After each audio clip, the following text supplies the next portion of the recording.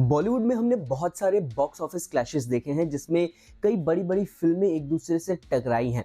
इतना ही नहीं, इन रिलीज से पहले तक ऑडियंस को ये पता चल जाता है कि कौन सी फिल्म हिट होने वाली है और क्लैश में कौन सी फिल्म जीतने वाली है।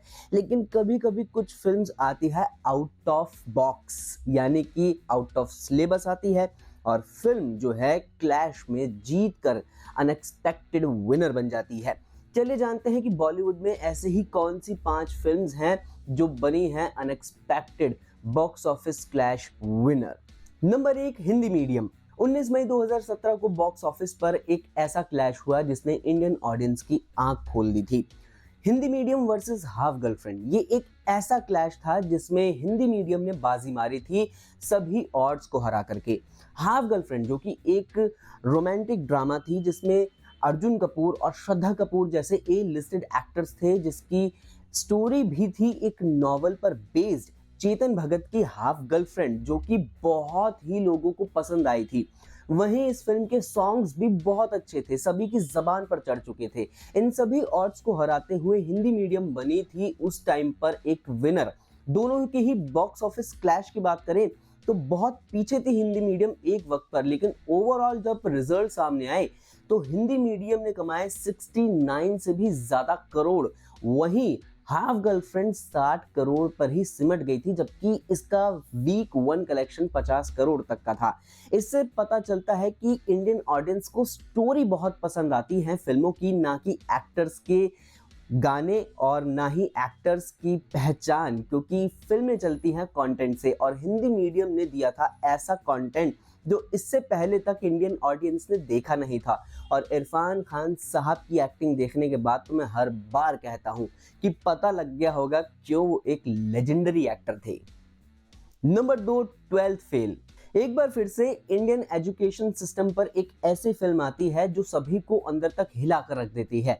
27 अक्टूबर 2023 के दिन एक ऐसा क्लैश हुआ था जिसमें किसी को भी उम्मीद नहीं थी कि 12th फेल जैसी एक फिल्म आएगी जो बॉक्स ऑफिस पर डोमिनेशन कर देगी, यानी कि अपना जो दबदबा है वो दिखा देगी। क्योंकि इस फिल्म के सामने खड़ी थी कंगना रनौत की तेजस। तेजस को लेकर के बहुत ज्यादा हाइप थी, तेजस को लेकर के बहुत ही ज्यादा बातें हो रही थी। तेजस में ए लिस्टेड एक्टर कंगना रनौत थी, लेकिन जैसे ही फिल्म की रिलीज धीरे धीरे करीब आई तो इस फिल्म को लेकर के हाइप खत्म हो गई थी, क्योंकि कंगना रनौत की बातों से लोग पक चुके थे। वहीं विक्रांत मैसी की 12th फेल आती है। ये एक बायोपिक है। बायोपिक फिल्म होने के बावजूद भी इस फिल्म ने सभी को अपना दीवाना बनाया था। 12th फेल में विक्रांत मैसी की एक्टिंग देखने के बाद, उनका हुनर देखने के बाद सभी ने ये कहा था कि भाई इस मूवी को ऑस्कर में जरूर भेजना चाहिए। रीस्टार्ट सॉन्ग भी बहुत हिट हुआ था इस फिल्म का। इनफैक्ट इस फिल्म की जो ओपनिंग थी वो कंगना रनौत की तेजस से 10 लाख कम हुई थी, 1.1 करोड़। बट इसका फाइनल कलेक्शन था 56 करोड़ से भी ज्यादा। वही तेजस ने सिर्फ 4 करोड़ कमाए थे बॉक्स ऑफिस पर। ये बहुत बुरी हार थी कंगना रनौत के लिए। वहीं एक बहुत बड़ा ब्रेक और बहुत बड़ी जीत थी ये विक्रांत मैसी के लिए, क्योंकि उनके करियर में कुछ ज़्यादा अच्छी फिल्में रही नहीं। जो अच्छी रही उन फिल्मों को पहचान मिल नहीं पाई। वहीं 12th फेल एक गेम चेंजर साबित हुई थी और unexpected box office winner. Number 3, Yaariyan. 10 जनवरी 2014 को बॉक्स ऑफिस पर एक ऐसा क्लैश हुआ जो इंडियन ऑडियंस के लिए बहुत इंपॉर्टेंट बिल्कुल भी नहीं था, क्योंकि ये क्लैश था यारिया और डेढ़ इश्किया के बीच। यारिया इस क्लैश में जीता था और यारिया ने कुछ खास प्रूव नहीं किया था, क्योंकि इस फिल्म की स्टोरी भी अच्छी नहीं थी, एक्टिंग भी अच्छी नहीं थी, डायरेक्शन भी अच्छा नहीं था। दिव्या घोषणा कुमार ने इस फिल्म का डायरेक्शन किया था और बिल्कुल ये फिल्म बहुत वाहियात थी। इसके बारे में ज़्यादा बात मैं नहीं करूँगा, सिंपल आपको बता देता हूँ कि ये अनएक्सपेक्टेड विनर थी।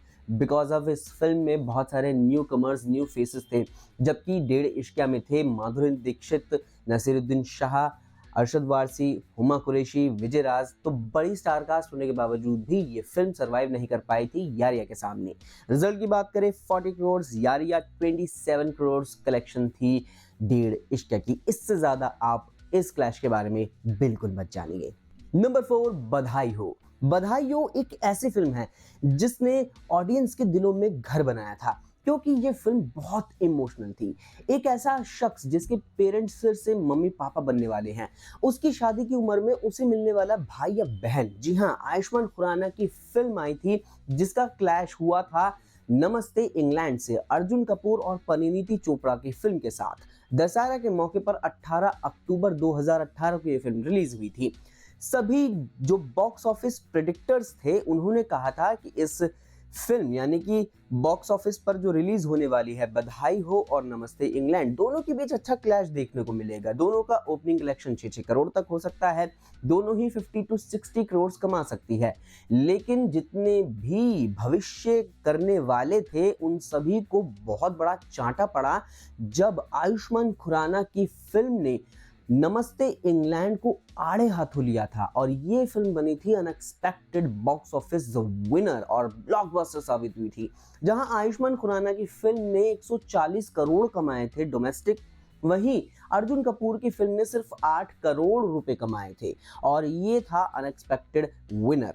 अब इसे अनएक्सपेक्टेड क्यों कहा जा सकता है? क्योंकि जब ये दोनों फिल्में रिलीज हुई थी उस टाइम पर अर्जुन कपूर थे आयुष्मान खुराना से बड़े एक्टर, इसलिए दोनों की फिल्मों के बीच टक्कर होनी चाहिए थी। जबकि आयुष्मान खुराना की फिल्म की स्टोरी का कंटेंट इतना ज़्यादा अमेजिंग था, इतनी अच्छी फिल्म थी कि नमस्ते इंग्लैंड जैसी बोरिंग फिल्म उसके आगे टिक ही नहीं पाई और एक हफ्ते में ही थिएटर से उतर गई।